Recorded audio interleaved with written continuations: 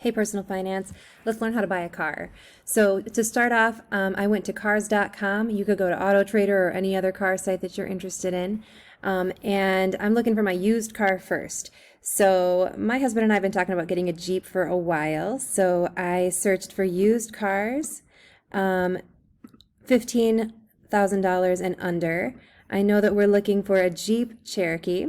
And I just picked 50 miles because like Sundance is close-ish in that range, and you could go more or less. It's whatever. You can get as specific or as open as you want to. Just make sure that your used car is under $15,000, but over $10,000. You don't really want to buy a car for less than $10,000 because it's just make sure you're getting something good, okay? So I'm going to search, and what I found was this 2015 Jeep Cherokee Latitude, and it's for $15,000. I saw that it has about 80,000 miles on it, but it has four-wheel drive, it has heated seats, it's got a navigation system. So what I'm going to do is I'm going to go into my spreadsheet here, and I'm going to go into used car image and info. And I put the make and model of the car. It's a 2015 Jeep Grand Cherokee, and I pasted the URL in there. But what I can do to make this look a little bit better is I can edit the link using this little pencil thing here. So I'm going to say just like info@cars.com. I'm changing the text up here. info@cars.com. So what that does is it makes it a link that says info@cars.com. I say apply, and then it will just take me right there. So then I have this blank space here where I can insert an image of my used car. So I'm going to go to insert. Actually, I'm going to make sure I select it first. Then I'm going to go to insert, image in cell.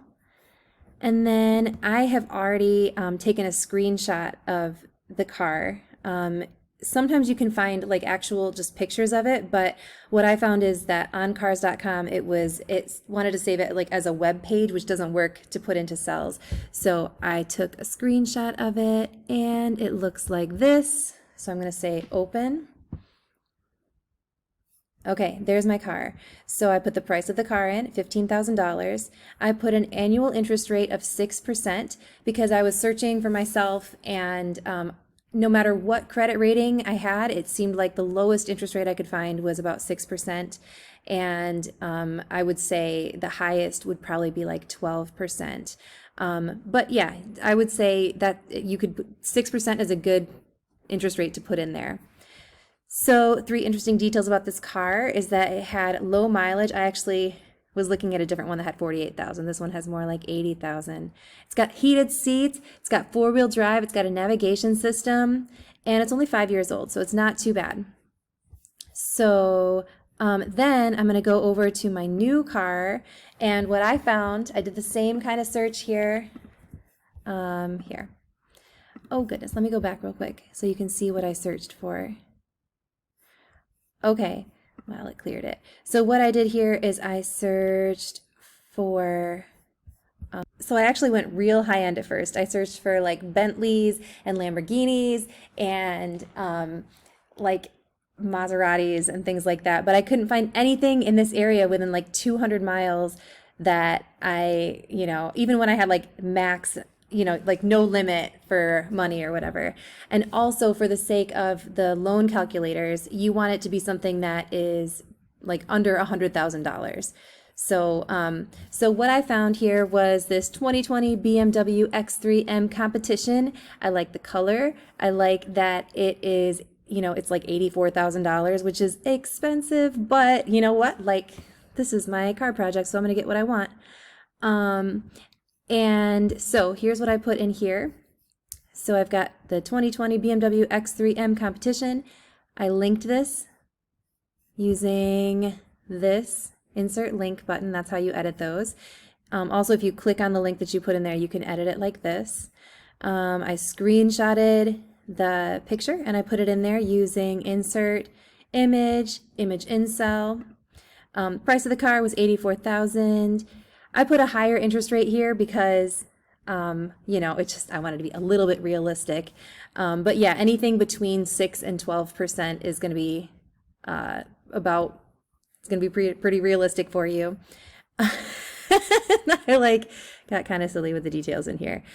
So that's all you have to do for today. Just find your cars, get the basic info in there, and then we'll go from there with the next video.